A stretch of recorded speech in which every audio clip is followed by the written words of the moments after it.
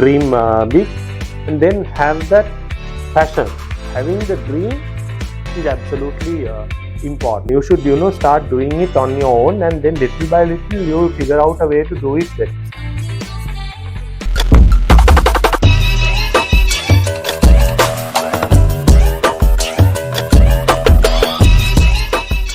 Hello, welcome to Venture Vox episode 2. I'm Shahara Ranasinghe and we are joined with Mr. Danushka Fernando, the CEO of Finez.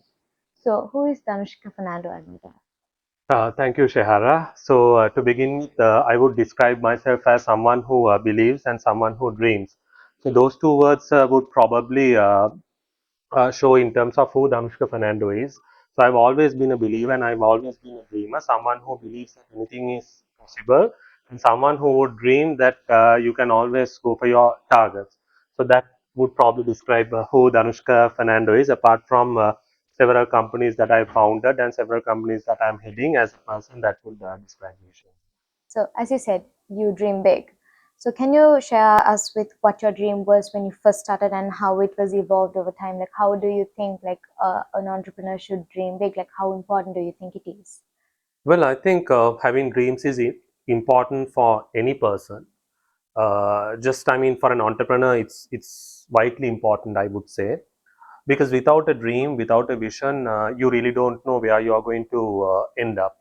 So when I first started business, trust me, the only thing I had was a dream, nothing else. Not really enough capital to fund the business, not enough contacts, not enough networks, even not enough knowledge in terms of what I was going to do.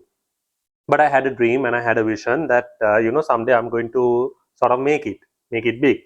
So that was the start that I had. So for anyone who wants to be an entrepreneur, one advice I would give is just make a start. Don't wait for tomorrow. Just make a start. If you have an aspiration, just go for it, and then dream big.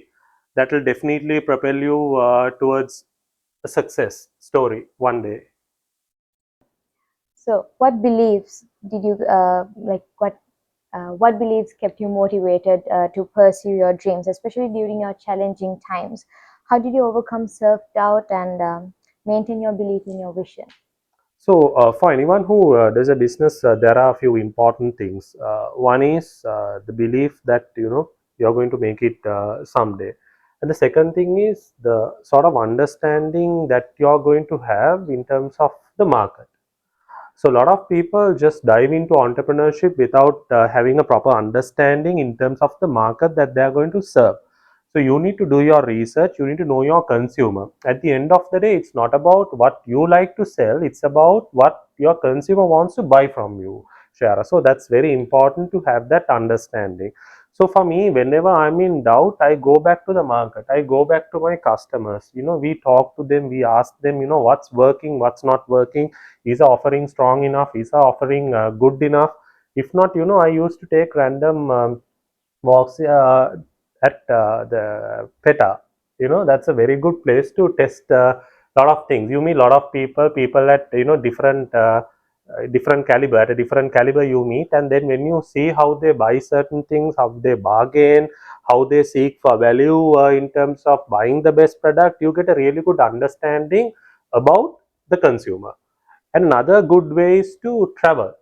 When you travel, especially trains and buses, you hear people talking about so many things about the situation of the country, or scolding some politician, or they talk about how expensive a certain good can be. They will blame the conductor, they will gossip about their neighbor. So there are a lot of insights that one can get. So these insights are very important when you want to start a business. Say you want to get into putting a small say a kottu outlet, right? Now you need to understand why people would come and buy kottu from you. To do that, you need to know the insights of the market, whether they buy your product based on the taste or the price or the location. So all these factors are very, very important. So do your research. It's very, very important. So whenever you are going through a rough patch, always go back to your basics, go back to the market, study your competition and then do your research. So that's very very important. Then second thing would be the service that you're giving your customer. Maybe you're serving one big customer, or maybe you're serving 100 customers. Service is very very important in entrepreneurship. If you provide a good service, chances are that someone would recommend you. Word of mouth marketing, we call it in marketing terms. So word of mouth marketing is probably the most powerful form of marketing that you can never get. Rather than paying for ads on different mediums, if you can get people to recommend you, talk about you, convey that message, they become your brand ambassador. So for anyone starting small, make sure starting with your first customer, you give that service, you build that confidence with your consumer. That will definitely go a long way, because when you start something, obviously you don't have a lot of money to invest in terms of huge marketing campaign. So just start small, and then make sure you give a good service, talk about it, and then you can always publish it on your own social media. But providing that service would definitely take you a long way. Third thing would be learning, continuous learning. People think they know everything when they start businesses. Okay, maybe their parents have done businesses, maybe someone they know have done businesses, so they think, hey, look here, I know, it's no big deal to sell something. But trust me, things change very fast in the world. What was trending 10 years back is not trending anymore. So you need to keep on learning.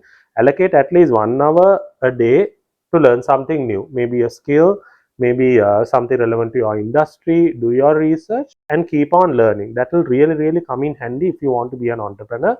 And talk to people who would know more than you about a particular thing, and then keep on learning. So these three things are really really important, and there are a few other things which I can talk about in the future, part of the conversation. I believe you faced many challenges. So, what were some of the significant obstacles you faced, and how did your dreams and beliefs help you overcome them? Like, can you share an example of a tough time that you had in the industry? Well, in particular, I can talk about the Easter tax. So that was one of the biggest challenges we faced in business. Something unexpected, something we were not prepared, and something that really hit the entire country very hard.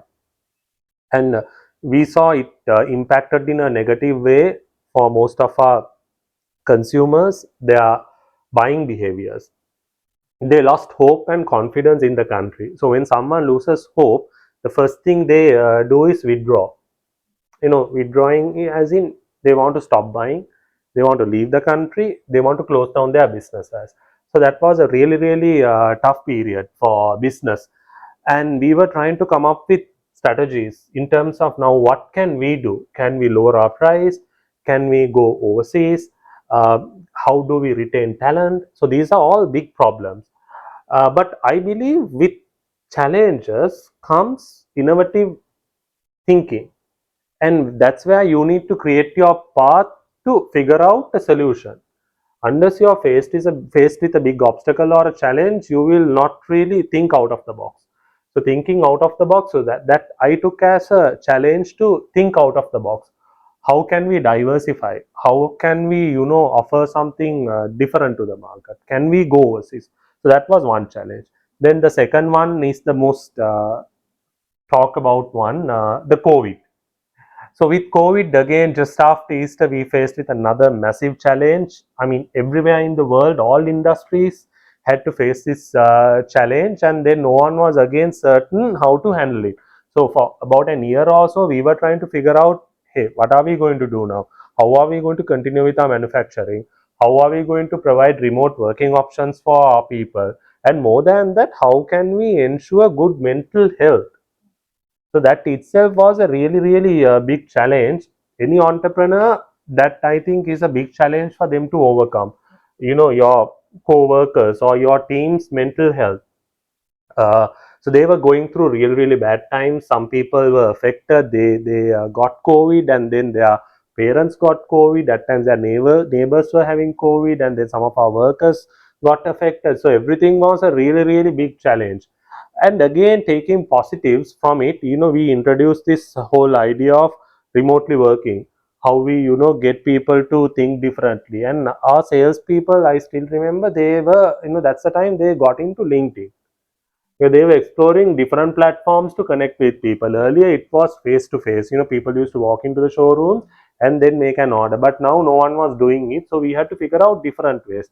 So, we encouraged people to get on online platforms, and they got into LinkedIn. So that was a positive for us to move with technology, for us to move with these platforms.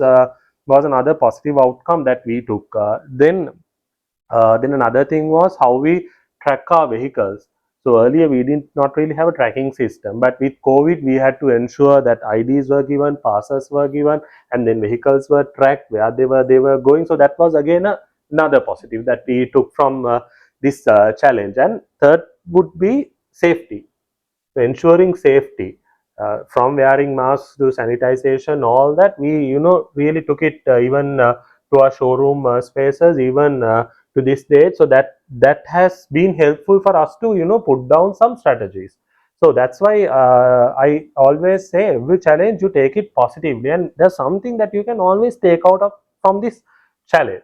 So that was the second biggest challenge. And then last year again we faced the financial crisis in the market. Again, the market dropped. The construction industry came to a big, halt, with raw material prices going up. That was the third biggest challenge again for us. But the outcome, like the thing that we took out from that, was how we come up with better pricing strategies, how we make our products more accessible to the international market. Then we ventured into e-commerce during that phase. So making sure no matter where you are in the country, you can still look at our products, order them. So I think with every challenge, we have found a solution to be better, to either make our product work better, faster, or make it more accessible. So these are the positives I've taken from all these challenges. But saying all that, in business and in entrepreneurship, every day you would face one, two, or three, or multiple challenges. It's about having that mindset to overcome it and take the positives out of it. So moving on to recognition, how important do you think is recognition in your entrepreneurial journey, and how do awards and recognition impact your business and personal innovation? Well, I think it's a good form to motivate people, recognition. See, first of all, an entrepreneur should seek recognition from their team and from their customers. If your offering is not satisfying the needs of the consumer, no matter how many awards you're going to get, it's just going to be futile. And second thing is the team. I think it's the first thing. I mean, as equally important as your consumer would be your team. So how well you're taking care of your team, and how well they are, respecting, and then how well they are aligned with your vision. So those are very important. I would rank that higher than any award. Trying to perceive that recognition from your team and from your customers. It's not an easy thing. You can't make everyone happy. I mean, saying all this, I can say there have been people, or consumers, customers, as well as team members, who would have been unhappy with our style of management, with our organizational culture, in terms of how we do things, in terms of our product, all that. Those things do happen. You can't make everyone happy at the end of the day, and you can't be recognized for doing good things with everyone as well. But that's what you should pursue, that's what you should aim for at the end of the day. And if you're at least 80% successful, I think that's a good recognition. Then going back to awards and recognitions, so for me personally, it's not something that we really go behind, but we have been recognized at different forums, at times even without our knowledge. Sometimes we don't know, they would say that you've been selected, or we've selected the organization for this particular award. And then there have been instances like that. Saying that, there are two awards that I would like to talk about. One, last year I think we got this award from Sri Lanka Institute of Marketing at the inaugural SME Awards. again, for that, they notified us, and then we applied. But till we went there, we didn't know whether we were getting an award or whether we are going to get the gold award. So we ended up getting the gold award in the construction industry. So that's the highest accolade that any company could get in their particular industry. And it was the inaugural SME award. So that has a very close space in my heart, and that's something that we are really proud of, for all the achievements, for all the good work we've been trying to do amidst all the issues. Because we had COVID, we had financial crisis, and construction industry along with tourism industry was one of the very first industries to get badly hit.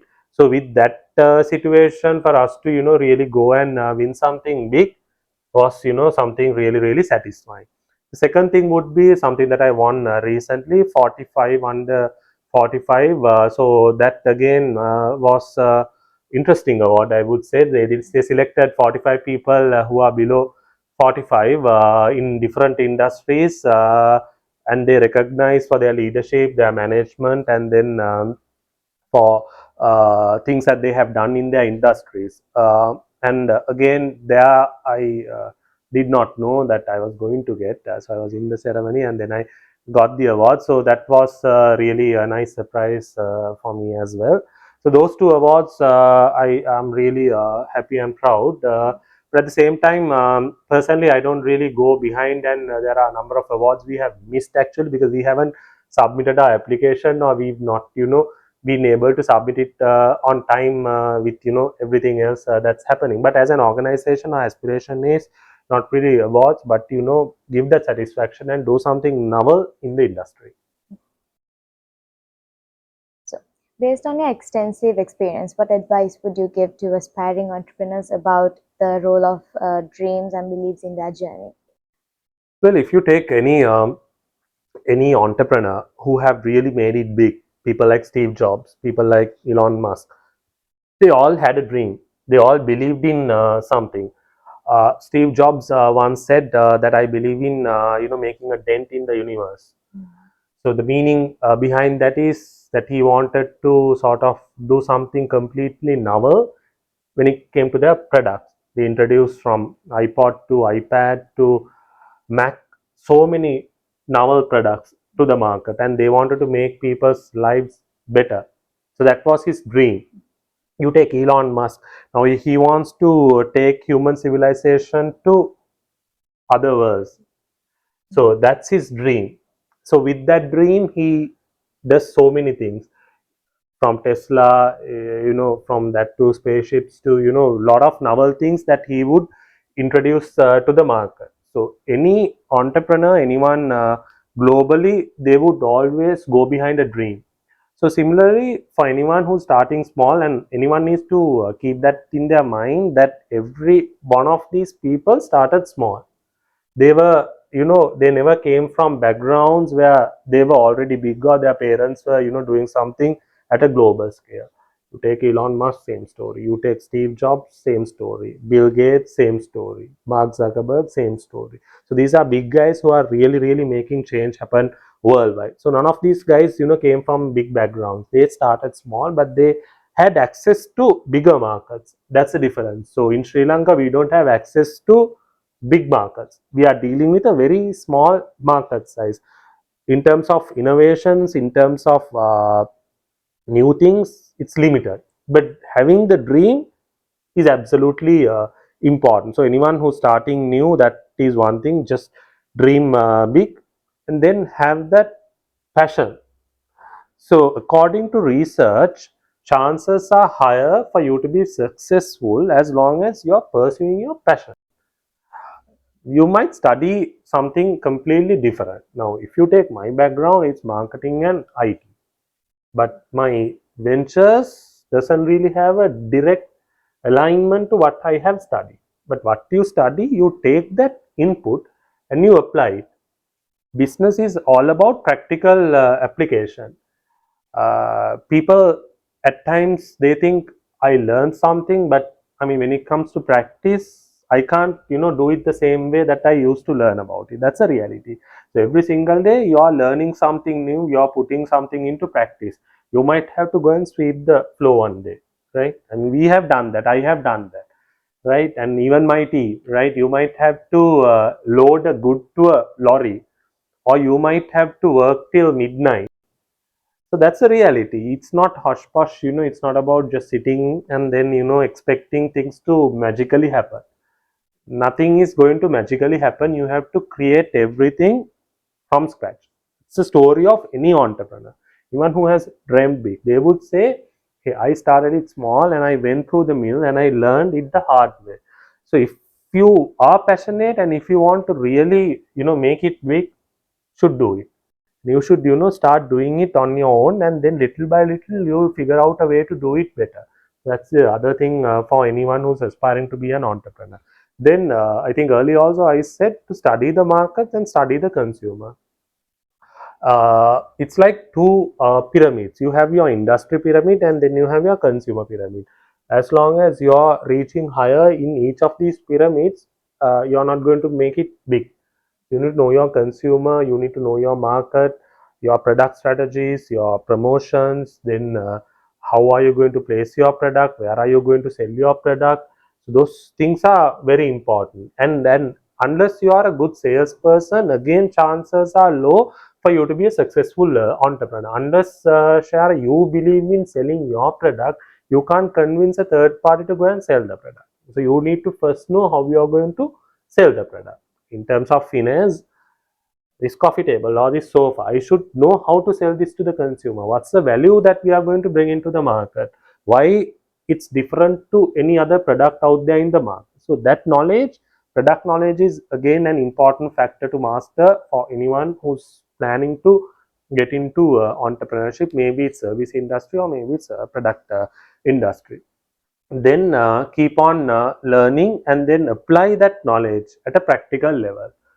I earlier said, going in the bus, traveling, taking a walk, everything you see, you can learn. You can talk to a small shop owner, or you can talk to even a beggar in the street. Sometime back, I said they are one of the best salespeople.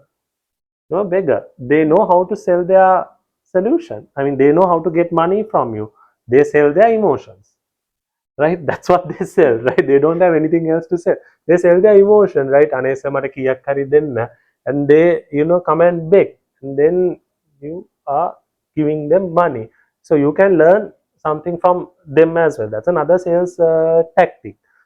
So like that, you can only learn by being part of the environment, being part of the society. So keep on learning, and then whatever the challenges you come, you take the positive part of out of it and keep on pushing harder.